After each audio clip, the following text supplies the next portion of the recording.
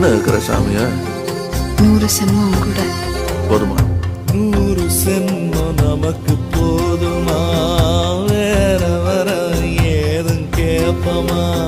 சகாவரம் கேப்போம் அந்த சாமிய